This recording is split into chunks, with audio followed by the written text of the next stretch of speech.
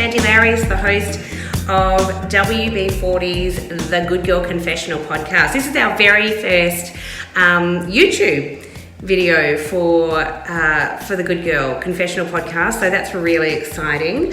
WB40, of course, probably reminds you of many things. I like to call it lubricant for your mind. It obviously stands for Women Beyond 40. And on this podcast, we have been interviewing some extraordinary women who are sharing their lives, because we believe every woman has a story and that every voice should be heard. And we know this is especially true for wise women who are 40 years and beyond, who have so much to offer the world. So it seems really fitting that on International Hug Day, I got to have this extraordinary chat with the amazing Sara Cunningham. Sara Cunningham is an extraordinary and inspiring woman who is behind the organisation Free Mum Hugs. Free Mum Hugs is an organisation that throws its arms around the LGBTI plus community, and it started some time ago, this journey, when Sarah's beautiful son Parker came out and told her that he was gay. Sara, as a Midwest Christian mum, really started to question everything that she had been taught in terms of the religious teachings of her church and their thoughts around the gay community. Such an extraordinary journey led her to do one simple act that went viral and created an entire movement, which was to turn up at a Pride March wearing a badge that she had made at home that said Free Mum Hugs, which is amazing.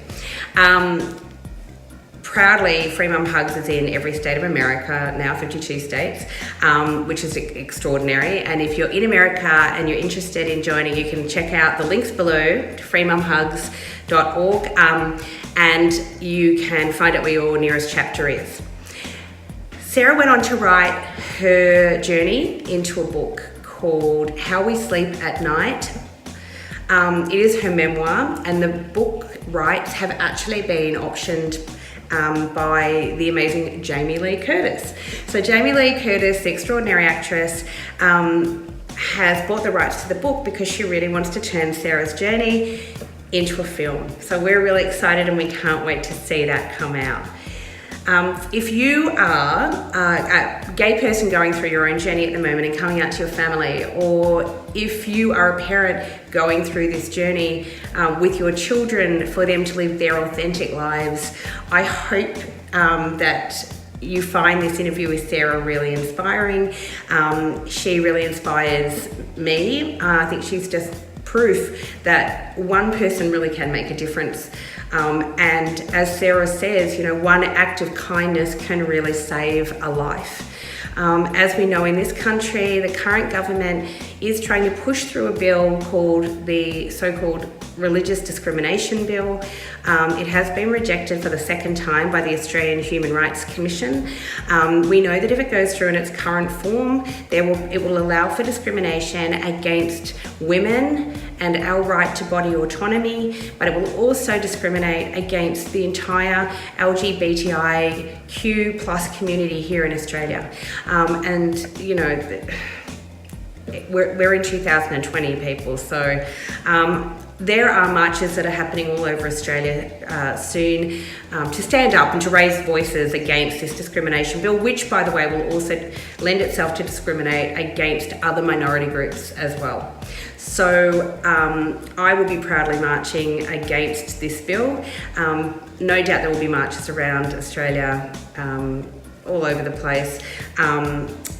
And there will be many of them over a period of time, I'm sure. So please feel free to jump on to the links below. Order yourself a Free Mum Hugs t-shirt. Wrap your arms around your local gay community and have them realise that they are not alone, that they are seen, heard and loved. Absolutely. And I really hope you enjoy this interview with the divine Sara Cunningham. Thank you. So, hello, Sara Cunningham. How are you? I'm doing great. How are you? I'm fantastic. Thank you so much for joining me because I know you've been at work all day and this is after work, so it's a long day. Well, it does make for a long day, but this meeting you, I've been hearing about you from Katrina, and so this is a perfect ending to a full day for sure. Oh, thank you so much. And I just said to you before offline that I'm fangirling because I'm a huge, huge admirer of what you do and what you have brought to the world. I think you're an extraordinary woman and an extraordinary human being. So thank you. Well, thank you very much. Will you write that down and then mail it to me, okay? Feel free to use that anywhere. Well, No, I'm inspired by you as well and what you're doing. I think it's great, and I think together we're better and we're stronger, and we make the world a much better place to live. So.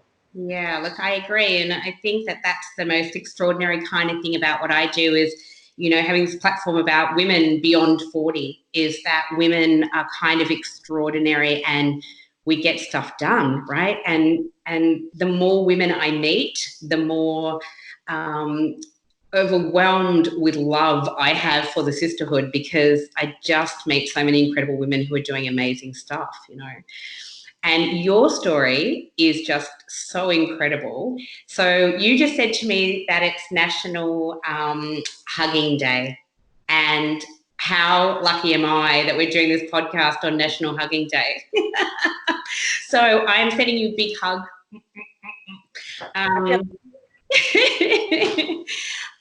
So I want to start talking about like this journey. So the beautiful Sara is obviously the founder of Free Mum Hugs, which is an extraordinary organisation.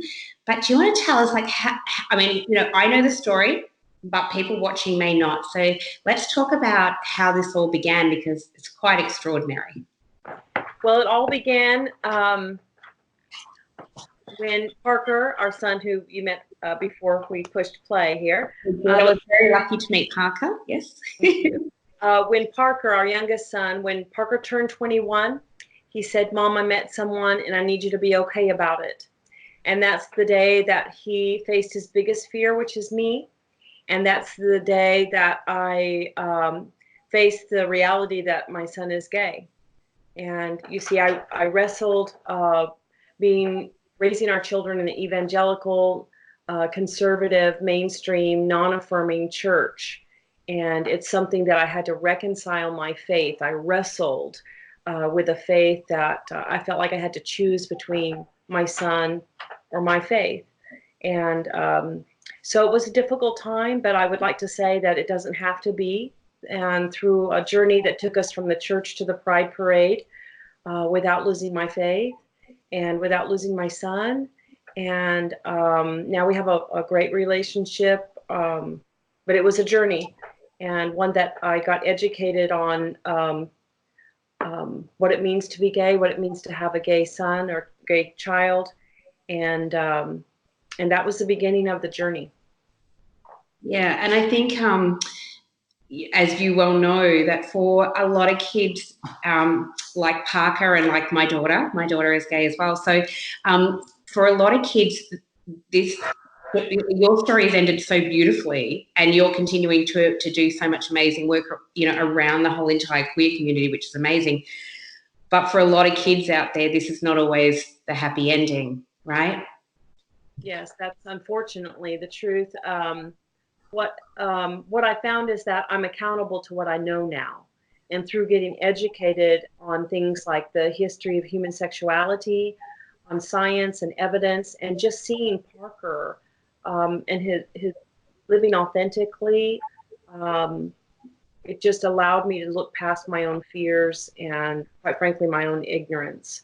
And I'm so grateful that I have him. In fact, I mean, he could very well be. I hope that you would listen to his story as well, because I hope so. And I would love to hear his story as well. I think it's really beautiful, both, to have both sides of that.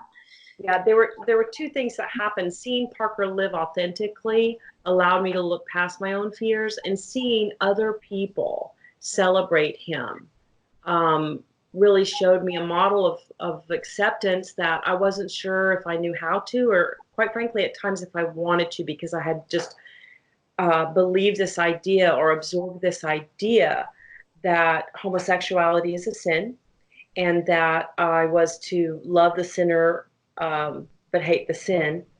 And how do you do that? And I didn't really know if it was a sin. Why did I believe it was a sin? And so I absorbed this idea that I had to choose. And but Parker allowed me to, ask questions, and um, he was just allowed a lot of grace and space. Um, yeah, he was. It was great. Yeah, look, and I've seen videos of the two of you together. I think it's, obviously you have this really beautiful relationship, which is amazing. It must have been, and I don't want to discount this, it must have been quite traumatic for you to then leave the church. This is like you've been raised, or you live your life believing what you've been taught within your faith. And it must have been, and you form a community, right? So yeah, that must have been really difficult. It was devastating in the fact that, we raised our children in the church. We have two children, two boys, and we served a church for 20 years. For every Sunday, every Wednesday, Young Musicians Camp to Falls Creek Camp during the summer. I helped with the youth. Parker sang, from the choir, helped in the nursery. I was involved with women's Bible study. I mean, all of that was our life. That was everything that we knew. And then as he came out, the church was going through a personal split, and it was just devastating because at the time I didn't understand it, but now I see that the church just didn't know how to minister to us. You see, we didn't have same-sex couples that I was aware of. We didn't have couples getting married, same-sex couples getting married, and we really didn't. It wasn't really preached about, but it was occasionally, mentioned as an abomination. The the vein, if you will, was always that it separated one from God. And Parker was born and raised in the church. He knew very well, what the scriptures, how we were taught. And so we just had to re-examine everything that we believed during a time of being alienated from a church family. It was a double offense to us. Yeah, really. And that's the thing. I mean, that the one place, I guess, where you seek solace. And and I will say up front, I'm completely not religious at all, and grew up, raised by a very hippie flower power mother on one side and a dad who was in the military on the other. And it was kind of like, they sent us to Sunday school and then said, make up your mind. So I wasn't raised in the same way as you, but I do understand, obviously, a sense of community that is really strong. And I do know from talking to many people, even on this podcast, about being ostracized from a community that you expect will support you and for whatever reason they do not.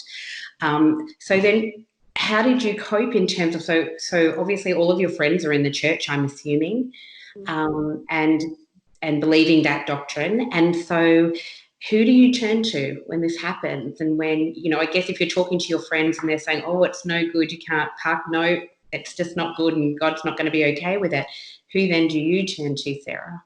Yes, well, my family's always been very supportive, but again, on this particular topic, it's not something that we just, sat down and talked about openly.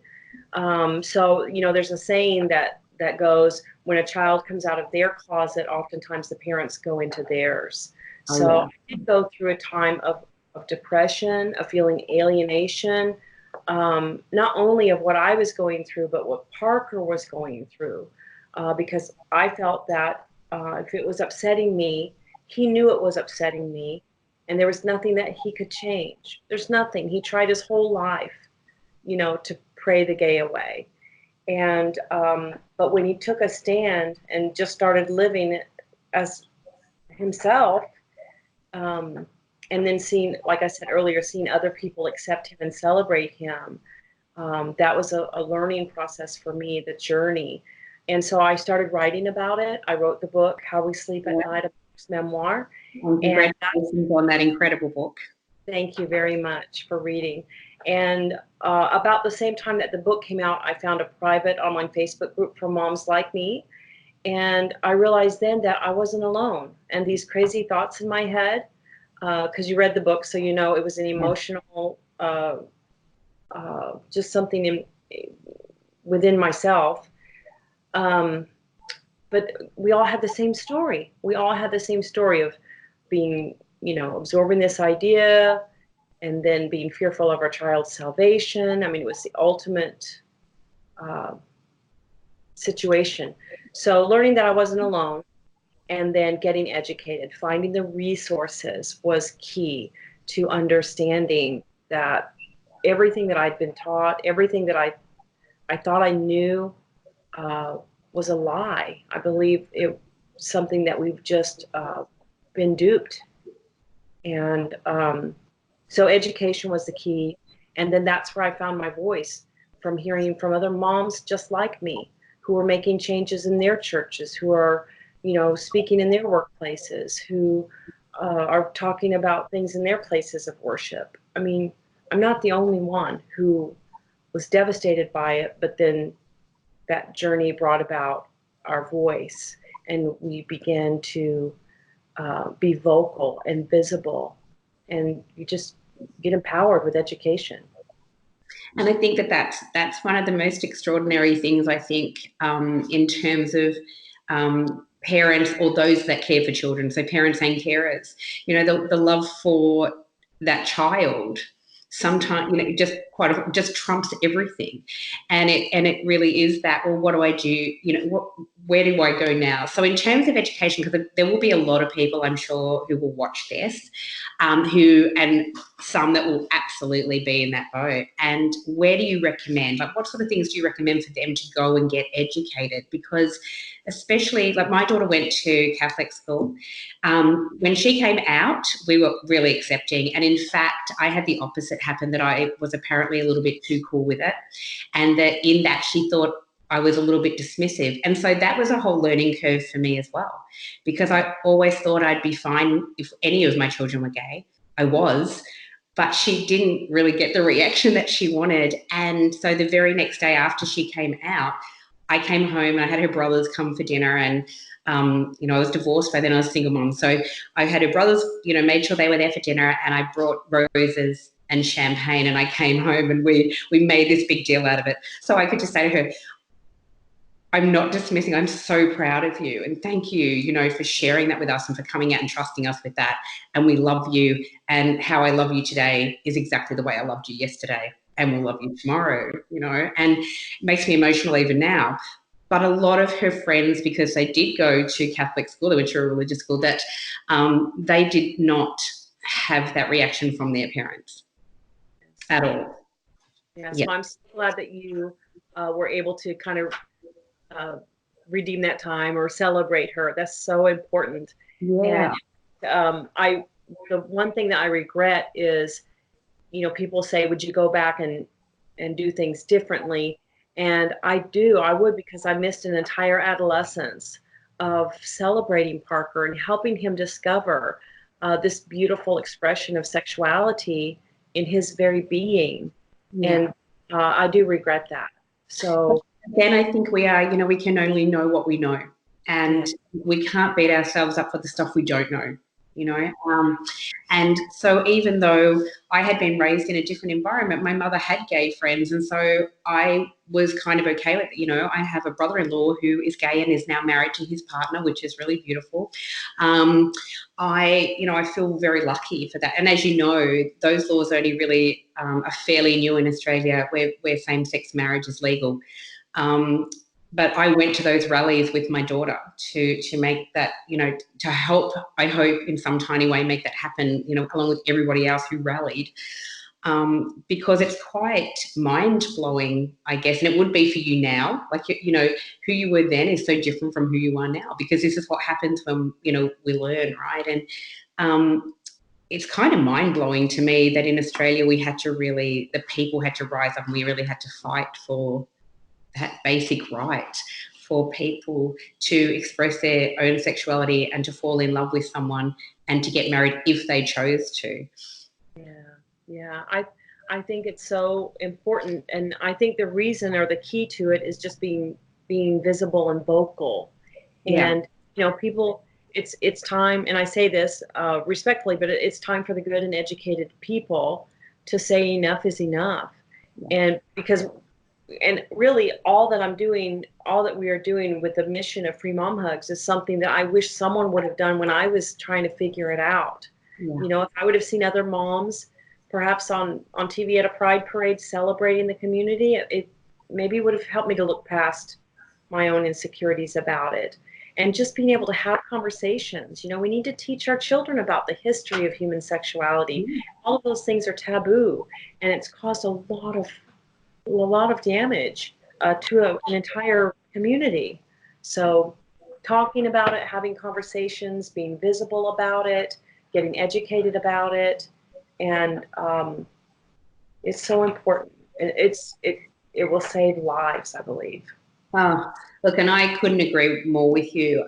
We recently, this happened actually just within the last week, had a really tragic story here in Australia where we have a different political parties just like you guys, and there's currently our government's being led by a Conservative party who has a Pentecostal, so our Prime Minister is a Pentecostal leader, and they're called the Liberal Party, and there's a group called the Young Liberals. Now, these are teenagers and young people who hold those conservative views like their parents, I guess. And anyway, they had recently a story time for children, and the storytellers were drag queens, which is gorgeous, and it's called drag time, story time.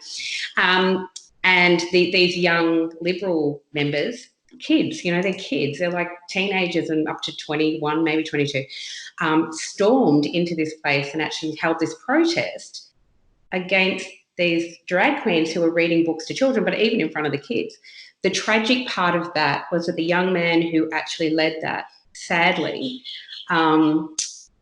committed suicide afterwards. So he had kind of suppressed his own stuff going on, and even though he was protesting against what was happening, he clearly didn't get the support that he needed, or and it is possible to be gay and conservative, so we need to clarify that as well. It just was so heartbreaking and so gut-wrenching, both for his family, I cannot even begin to imagine, and for when it just sent shockwaves. I think one day it's on the news and everybody's going, oh, this is horrible and what's wrong with these kids and why are they protest? And the next day this young man takes his life. It's hard to even kind of unpack that. But I think, as you say, education and knowledge saves lives. It saves lives. Yes. Well, I'm so sorry to hear that happened. What a tragedy on such a monumental scale. Yeah. But I think that for me, what you said is that the only hope for me is that would make people have a conversation about it, that that they would be able to see both sides of that. And I'm just so sorry that happened. Yeah. That's so sad. We all are, and and I do think that it has sparked a conversation that is perhaps the only good that will come out of this. I think is not in vain. Yes, absolutely. And that the queer community, even though the protest was against them, they were the first to come out with condolences for the family and for his family and friends, and for because it's so tragic. The whole thing is just so tragic, and it's mind-blowing. But I do think even in Australia and worldwide, this is such an ongoing issue, with young people living on the streets who are homeless because their parents can't accept, and they have nowhere else to live. Young people who sadly are turning to drugs and alcohol or worse, and losing their lives over this. Yeah, it's been proven time and time again. And I think it's the power of fear and ignorance. And we have so much information out now. You'd asked earlier about resources, that there are so much information out now, no matter where you stand, historically, scientifically, scripturally, biblically. to not have a better understanding on this. So there's no reason to not be well informed.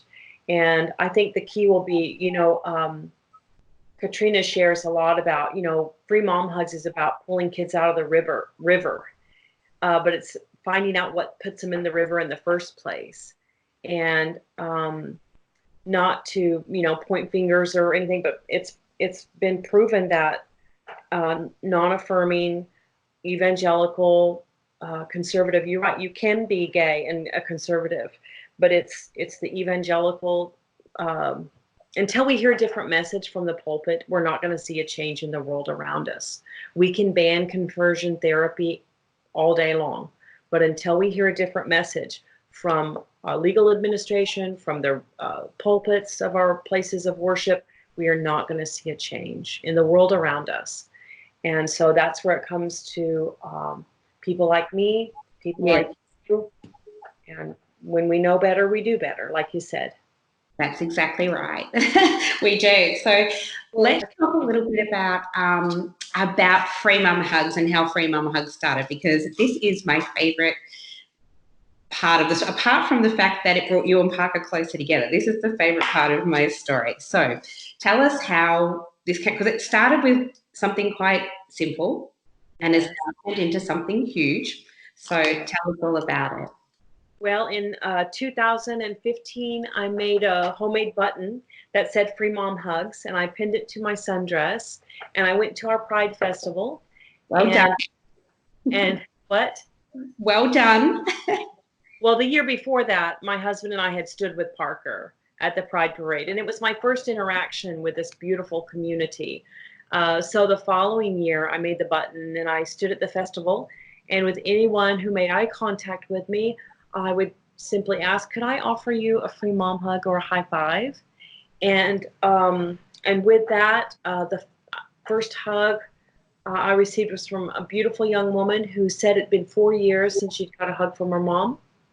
Then I met some couples who were living out of their cars because they'd been kicked out of their home. And from that experience, I started the organization Free Mom Hugs. Now, it started out with some moms and dads and friends and allies, just a small group of us. And I'm not the first mom to offer a free mom hug at a parade, but from that experience, we started taking up donations and collections and just anything to be a loving presence in the lives of those who've been alienated and separated from their families, from their church homes, from many parts of society. And we'd offer gas cards, bus passes, whatever we could do. We have some wonderful services here that are really doing the work, but we just try to be a loving presence. And and that was the beginning of Free Mom Hugs. We started the nonprofit out of here of Oklahoma City. And then time went on, and I don't want to get ahead of you, but as time went on, I started getting involved with the community and, going to the local PFLAG group or showing up at the GSA, or I just started showing up at the Pride planning meetings and things like that. And started making some wonderful friends, and I soon began to officiate weddings. And that's something I had to search myself too. I'm not... I didn't plan on being an officiant, but I made some wonderful relationships, and these beautiful couples said, would you officiate our wedding? And so I thought about it, and I said, yes, I will. So I did. But through that, I started hearing from couples saying that how their parents weren't going to come to the wedding, how they weren't acknowledging the relationship, and it was just so sad to me. So I made the social media post on a picture with my hand up in the air that says, if your biological mom won't come to your same-sex wedding, then you call me, I'll be there. And that post went viral. Boy, did it ever. Like, I think it moved everywhere. Yeah. Yes. Yeah. And Katrina, my friend, we just went viral. We started getting emails. I think she said we were receiving up to 50 emails per hour. And what was so interesting about that post going viral is that, yes, we heard from the community. We heard from beautiful couples saying, will you, officiate our wedding? Will you come to our wedding? Or will you come to we've been able to adopt a child. Will you come to their birthday because the biological grandparents aren't acknowledging this beautiful baby? Will you come to my graduation? My parents refused to come. Things like that. But even more than that, we had just an outpouring of people from all over the world saying, I'll stand in too. I'll be there if you need a mom or a dad or an uncle or a crazy aunt. And so that's what was so remarkable about that. I think people want to do something. And that's the beautiful thing about Free Mom Hugs, because it's a public display of celebrating this beautiful community. I think that's just, look, I just love you so much. I love you For too. many reasons, but hearing you actually say it in your, it's just mind blowing. Because you're right, it seems so simple, and yet people like, I wasn't doing it, other people weren't doing it, and you've come along and you've kind of gone, hey guys, I'm doing this, and it makes me realize that we can all do it, and it's such an important thing. My beautiful niece, who's Australian, married her beautiful American wife in San Francisco a couple of years ago, and I was lucky to be there, and they're actually expecting their first baby, so it's very, very exciting. The wedding was so beautiful, and they had their, both of the brides had their mums with them, and Amy had her dad as well, but walking them, down to get married. It was beautiful. And they got married in wine country. Oh, just beautiful, gorgeous. Yeah, nice. But that for me, I think, like, really being there was such an honor, and I think it resonates with me when you talk about that, to think that how awful it must be for so many people, to not have that parental presence in what is one of the most, beautiful days of their life, or what should be one of the most beautiful days of their life. Absolutely. Absolutely. It's devastating. It's devastating because I have couples, I've seen them watch the door till the very end in hopes that, yes. And to go through that's a sacred, special time, a pivotal moment in one's life. Yeah. Hard. It's hard to watch. And we're always hopeful that the parents will come. I'm watching the door too. Well, of course, right? It's so hard not to. I'm sure, to hope that they're going to come, they're going to walk in the door. But how beautiful that if those parents, for whatever reason they choose, are not there, that you are, and that you are making a huge difference to somebody's extraordinary day and their memories. That's such a beautiful thing to do. Well, thank you, and there has been a couple of cases where the parents will come around. They'll come around once they see their child living authentically and being healthy and happy, and not bursting into flames. Yeah. This is okay. So they'll, not all the time, but there has been a few cases where they'll come around. We're always hopeful. And I've seen living proof of that, within, with family, with lots of things, where you do see, it's difficult for some people to get their head around it. And then, they have. Yes. And that's a beautiful thing, because for me, as I'm sure like most parents, is that we want the best for our children, but we want them to be happy. And as you say, healthy, but we also want them to be with us, So, but it's a big journey, I'm sure, for some people, as you say. Yeah. Well, at the gathering recently, a parent asked me, he goes, what can I do, to help my child? I said, well, you can celebrate them, or you can struggle with them, or you can celebrate them, or you can plan a funeral for them, because like you said earlier, it has been proven that the at-risk behavior, the suicide rate, the homeless rate is just astronomical for the LGBTQ plus community. and just one affirming parent lowers the suicide rate. I think, what is it, Katrina, 30%? Yeah. Wow. And that's for the transgender community, it's even more. Yes. Yep.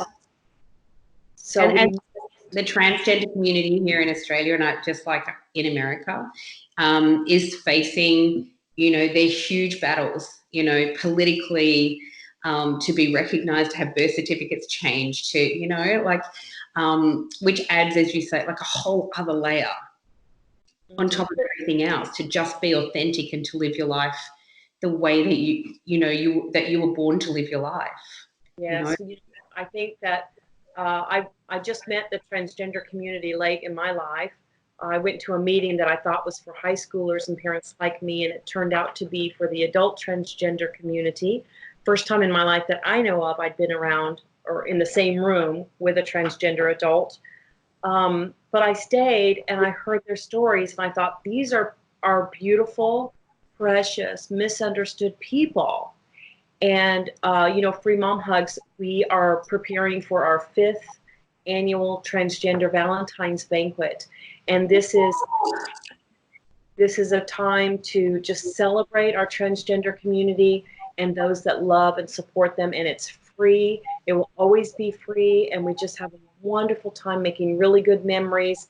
But it's about changing the social norm. It's about going shopping with our transgender friends. It's about sitting with them at the bus stop and having a conversation. And I share this because I was at a bus stop with my transgender friend, and there were people there with us, and I'm having a conversation and I'm talking about their joys and their fears, because I want the people around me to see them as a real person. And something happens when I celebrate you, other people want to celebrate you too. And I believe that that's what we're called to do as humanity, to celebrate each other.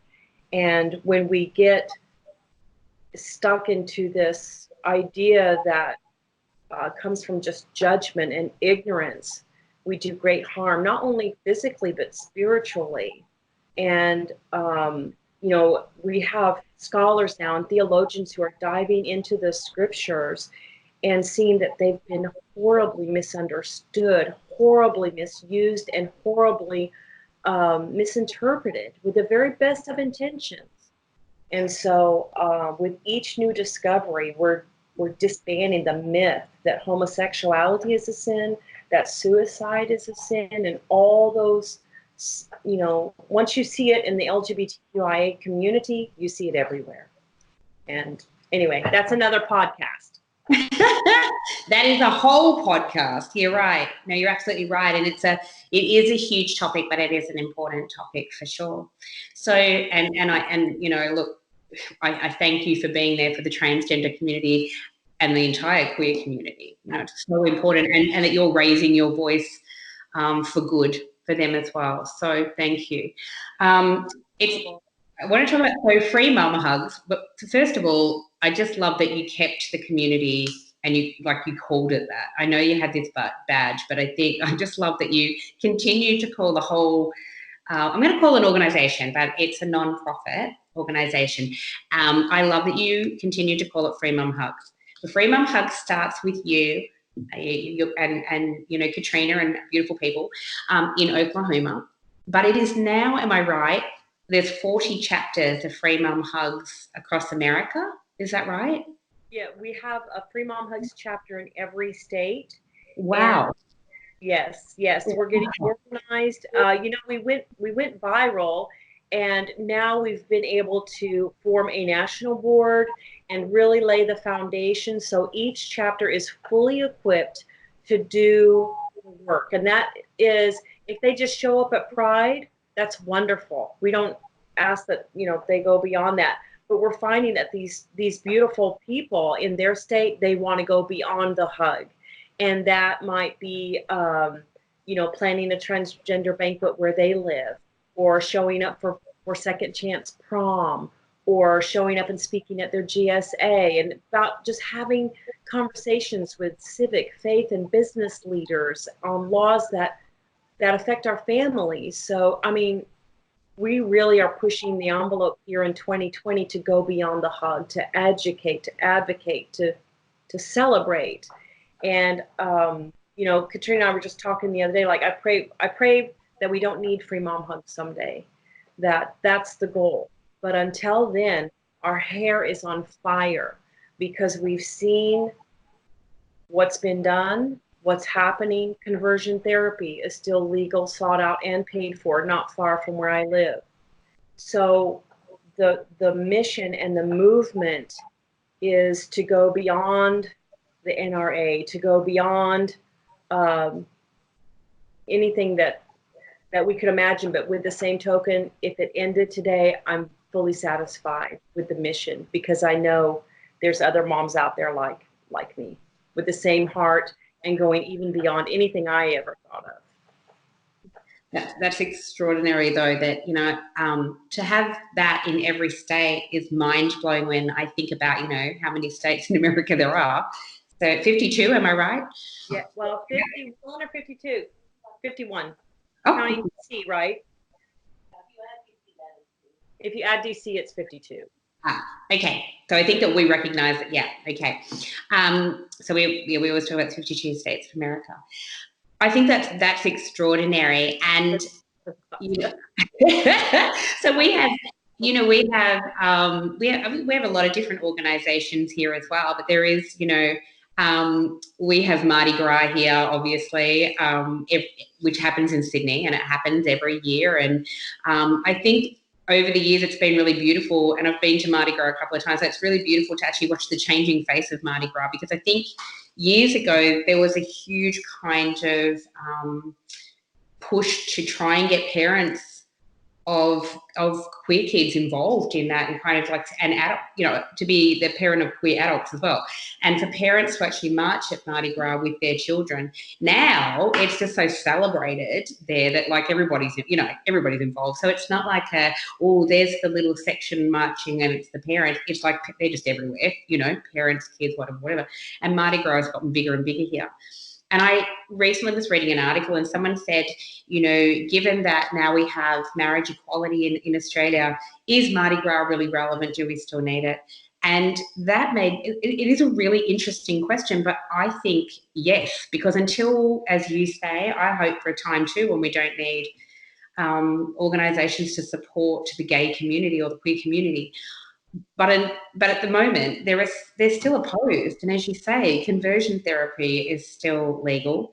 In our country, the Prime Minister is pushing for a bill to go through Parliament called the Religious Discrimination Bill. Now, while that sounds good, don't discriminate against, but really what it's saying is that if that bill gets passed, anyone is allowed, doctors, hospitals, teachers, churches, everyone is allowed to actually discriminate against the entire queer community and against women. It's not just the queer community, against women as well, in terms of contraception, in terms of but anything, in terms of even like offering mental health services, they can deny that to the queer community. So in Australia, we still have a long way to go as well, just like in America. You guys are being headed up at the moment, and I don't mean to get too political, but being headed up by, somebody who's made interesting choices, and especially his views against the transgender community. Yes, the political climate is fearful. I mean, I'm fearful of the current political climate here, and we have the same law here. It's called the Religious Freedom Act, and it applies to medical. It's just up to anyone's discretion, and it's quite alarming. I hear a great fear and anxiety, not only from families like ours, but from the community as well. Yeah. And that's even more the reason to be visible and vocal and educate and advocating whatever we can do, because enough is enough. We've seen through history what the power of fear and ignorance can do, and it's time to stand together. But I like what you said too about Mardi Gras. If I can touch on that for just a minute, because I've been kind of thinking about this as well. We have the Pride Parade, and I love everything about it. And I think if you were to ask me if I ever thought we didn't need that, or that it would be kind of turn into a Mardi Gras, I hope it never goes away, because I do believe that, like the Pride Parade, it really just celebrates this beautiful expression of human sexuality. So I hope it doesn't go away, and it also makes me think about those that are celebrating and like marching. It's about celebrating the community, and I don't ever want to lose that. I would love to see our gay district celebrated and recognized as an important part of our history and our future. And I mean, I can go to a drag show and I can just cry hot tears, because it's a beautiful expression of human sexuality that's been dumbed down, and it's time to let it go. It's time to celebrate it. I agree. And my view has been exactly that, is that, I don't want Mardi Gras here. And, Rosemary, whether we call it the Pride Parade or we call it Mardi Gras, I hope that never goes away either, because what I see is, and to be honest, I think it's been happening in Sydney for so many years now, that it's a really beautiful, as you say, expression of community, because it's not just the queer community, it's the entire community comes out to celebrate.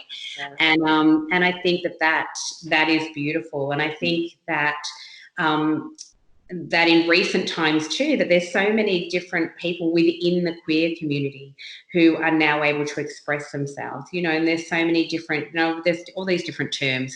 I can't wait for a time when we just go, they're just people, and I'm sure they can't either,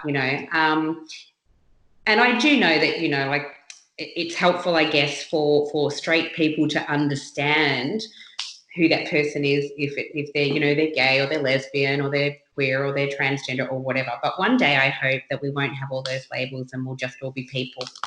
I think we've got a long way to go yet. I agree, but to the flip side of that, I think the acronyms that we have are so important, because for those who are trying to find their identity and a way to express those things or who they are, it allows for that. You see, you can have a transgender child not have a word for it, and then to see someone like them, or to be able to identify with words, to verbally see.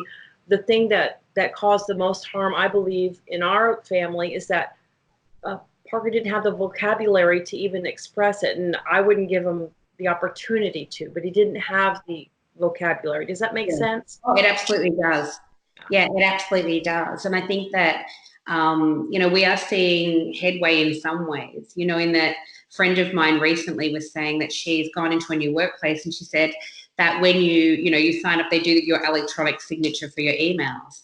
And within that, they actually give you an opportunity, if you choose to actually put what you prefer to be called. And so if you're,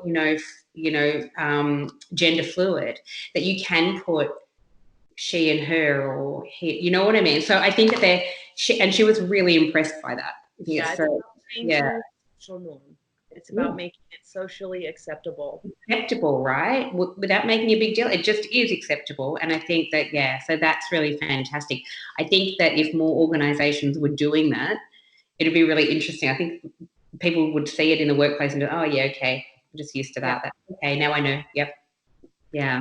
I do see, we've been invited to speak at workplaces like Dell, State Farm, Hertz, rental car, and it was kind of like, okay, kind of odd at first, but they're really trying to make the workplace a safe place for the gay community.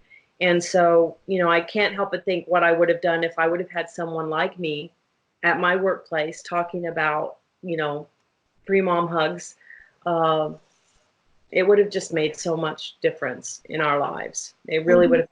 And giving you the opportunity to ask questions around that, which is important as well. So let's talk about that for a minute. So you've gone from Midwest mum originally to keynote speaker, and not just small events. Like, some of these are huge events, Sarah. So how did that feel when you had to? Was that difficult to kind of step into that space? Yes, it was. I can't believe it myself. After the post went viral, it caught the attention of Jamie Lee Curtis. I don't know if you've about that or heard about that part of it. There's so much that's happened in a very small amount of time that I was like, oh, I forgot to talk about Jamie Lee Curtis. I've got her on my notes to ask you about Jamie Lee.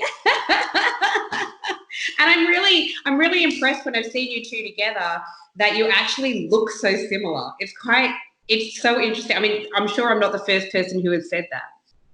No, and I'm always so surprised because she's just gorgeous. She's a beautiful, beautiful woman.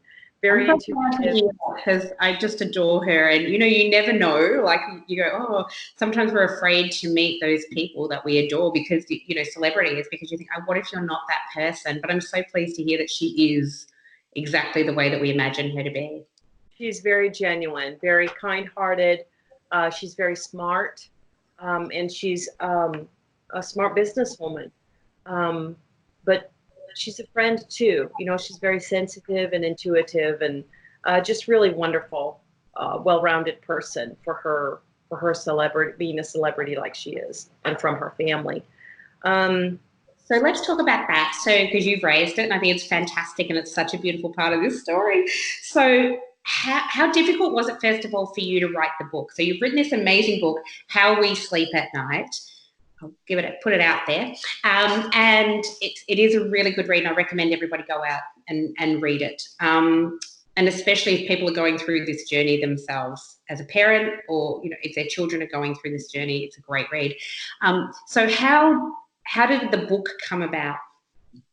Well, I started the book shortly after Parker came out as a gay man. He tried to come out his whole life, but when he turned 21 is when he really officially came out. But I started writing about it just for my own therapy. I've never written before, never thought I would, but it was just a way of coping with it, just to write down my thoughts. When I decided, I thought, well, maybe there's another mom out there like me who might benefit, or even if it's just to myself. So it really wasn't difficult at all, because I just wrote from our own experiences. I didn't have to make anything up, or I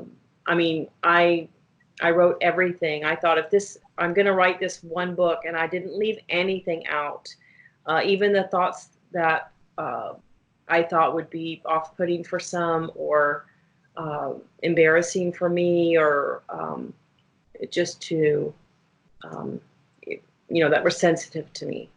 Those things might have been a little challenging, but I thought, this is my one opportunity to just tell everything. So I did.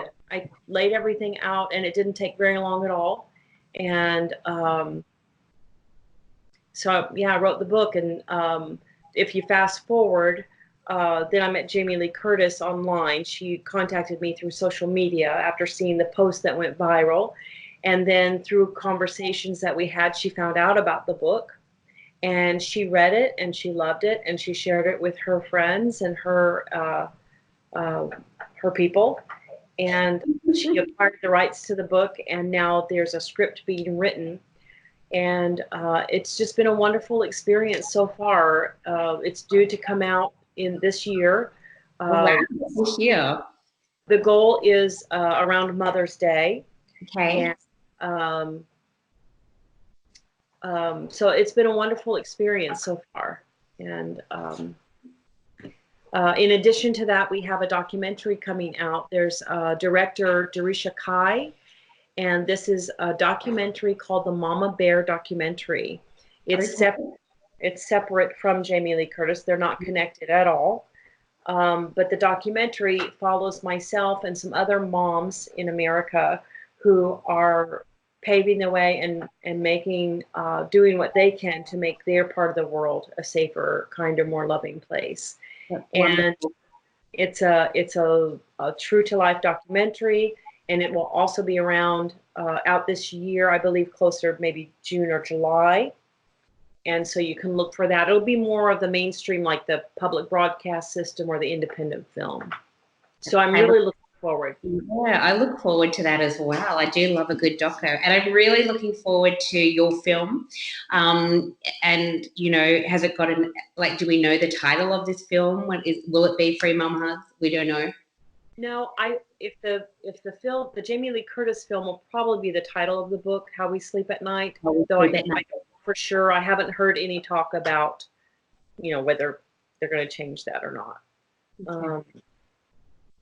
Well, that's really exciting, and it's pretty mind blowing. I was thinking about how that must feel for you. I have no idea. I can't imagine kind of just going, "Oh, this experience happened to me," and oh my God, Jamie Lee Curtis calls me, and now my life, my story, is going to be made into a film. It's fantastic. Congratulations on that. Well, thank you very much. I am trying to embrace it and just make the best of the situation. It's been a wonderful experience so far. I've just been surrounded, with people who want to be on the right side of history. So I'm very, very happy with everything that's happened so far. Oh, you should be extraordinarily proud of yourself and of your gorgeous son. And thank you for letting me meet him earlier, and for letting me meet Katrina as well, who's there next to you. Yeah, she's lovely. And I don't want to take up too much of your time. I am just so in awe of you, and I'm so grateful that you are out there and you are making such a huge difference to kids in America and to kids around the world, because when that post went viral, it literally connected with so many people, kids, their parents, the entire queer community around the world. That you became like this symbol of that we are here and we love you, and so that's there's not enough thank yous in the world for that, I think. Well, thank you very much. And I know that I just voiced what a million moms feel in their heart, and we just gave a platform, and thank you for giving the platform to Free Mom Hugs. And just follow the page. Share. We will share links as well to the page, and people can jump on board on Facebook and socials as well, the Free Mum Hugs. And there is a small group in Australia, I don't know where, but if you Google, I think Free Mom Hugs Australia, but they're not affiliated with us officially, but they're inspired by us, and they're doing wonderful things there. So that's beautiful. And of course, we should say that in Australia we do spell mum M-U-M. You're right, and in America it's M-O-M. So if you want, what I do love about our logo is that it's being recognized worldwide. It is. And they ship to Australia, so we're working to get our logo over to you. So order a shirt. We will. I will. I'll make sure everybody does. I'll put up the link, and everybody should order a shirt. So. Yeah. But it's important, right? Because the funding goes towards really amazing programs. So, yeah. And but I think it's really nice that we do have people over here who are being inspired, and I'm sure there's people around the world, to be honest, who are being inspired by the work that you guys are doing. Well, thank you, and just let us know how we can help you, and if this makes the cut, you can send it to Katrina, and I will. Love to post the link. We'll post the link. Thank you. That would be wonderful if you could share it. And like down the track, it would be really lovely, I think, to do. Maybe we'll do a follow-up piece, and we can talk to Parker as well. And love that. I would love that. He sings songs too. Oh, does he? Yes. All right. Where can we hear? Can we hear his music? Parker. Do you have your music posted anywhere? We're going to nag him about it. Links in the book. Yeah, well, we have links in the book. In the book, yeah, you do. Yeah. All right, so we'll do that. We'll put those links up as well, and so people can listen to Parker. Good. I'm going to turn you around so you can see. There's Ruthie. I'm babysitting for the. Hi. Hi, Papa. Hi, Papa. That's Ruthie. Oh, so cute. He's a pistol. Gorgeous. Beautiful. I have two dogs. One's a British bulldog. She's big and chunky. So that's great. So I am, as I said, I'm just enormously grateful for your time and for your passion and for your generosity. So thank you so, so much for joining me. I cannot thank you enough. I think you are an extraordinary human, and everyone who works at Free Mum Hugs is extraordinary. And, thank you for all the extraordinary work that you guys do. Well, thank you for the platform and thank you for what you do. And I guess that's it. Brush your teeth and go to bed. Well, you have a nice night then, and it's daytime here, so I'll brush my teeth and I'll go to bed. You brush your teeth and go to bed, and I will crack on with my day. But thank you so much, Sarah. I'm just honoured. Thank you so much. You're welcome. Thank you. Good night. Good night. Bye. Bye-bye.